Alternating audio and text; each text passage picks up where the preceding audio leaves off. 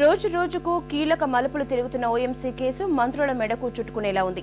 అప్పటి గనుల శాఖ మంత్రి, ప్రస్తుత హోంమంత్రి సబితా ఇంద్రారెడ్డికి ఈ కేసు సమస్యాత్మకంగా పరిణమించే అవకాశం కనిపిస్తోంది. లీజుల మంజూరుకు సంబంధించిన నోట్ ఫైళ్లలో సబిత సంతకం ఉండటం ఆమె పాత్రపై సందేహాలు లేవనెత్తుతోంది.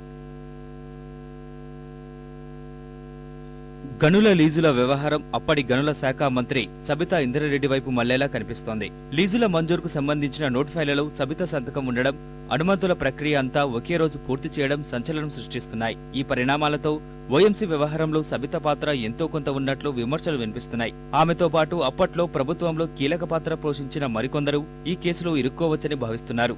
శ్రీలక్ష్మి అరెస్టు తర్వాత సిబిఐ అధికారులు న్యాయస్థానంలో దాఖలు చేసిన కేసు డైరీలోని విషయాలు దీన్ని స్పష్టం చేస్తున్నాయి. అందులోని అంశాలను పరిశీలిస్తే జీవో నెంబర్ 151, 152కు సంబంధించి నోట్ షీట్ 2007 జూన్ 18నే రూపొందించారు. అదే రోజు మంత్రి ఆమోదం కూడా పొందింది. దీన్ని బట్టి పరిశ్రమల శాఖ కార్యదర్శి స్థానంలో ఉన్న శ్రీలక్ష్మి ఉద్దేశం స్పష్టమవుతోందని డైరీలో పేర్కొన్నారు. నిబంధనల ప్రకారం అవసరమైన పక్షంలో ఉత్తర్వుల్లోని తప్పుల్ని సరిచేసే బాధ్యత ఆ శాఖ కార్యదర్శిదే. కానీ ఈ ఉత్తర్వుల్లో శ్రీలక్ష్మి తన అధికారాన్ని దుర్వినియోగపరిచి క్యాప్టివ్ మైనింగ్ అనే పదాన్ని ఎక్కడ చేర్చలేదు.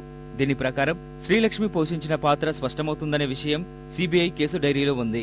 నోట్ షీట్ రూపొందించిన రోజే మంత్రి కూడా సంతకం పెట్టడంపైనే ఇప్పుడు చర్చ జరుగుతోంది. శ్రీలక్ష్మితో పాటు అప్పటి గనుల శాఖ మంత్రి సబితా ఇంద్రారెడ్డి పాత్ర ఉందా అనే అనుమానాలు బలపడుతున్నాయి. ఓఎంసీ కేసులో డిసెంబర్ 4 లోపు అభియోగ పత్రం దాఖలు చేయాల్సి ఉన్నందున సిబిఐ దర్యాప్తు వేగాన్ని పెంచింది. అప్పట్లో ముఖ్యమంత్రి కార్యాలయంలో కీలక పాత్ర పోషించిన ఐఏఎస్ అధికారి భాను ఓఎంసీ వ్యవహారంలో జోక్యం చేసుకునేవారని గనుల శాఖాదారుల్లో ఒకరైన కొండారెడ్డి ఇప్పటికే సాక్ష్యమిచ్చారు. భానుకు ఈ కేసు సమస్యాత్మకంగా మారే అవకాశం కనిపిస్తోంది.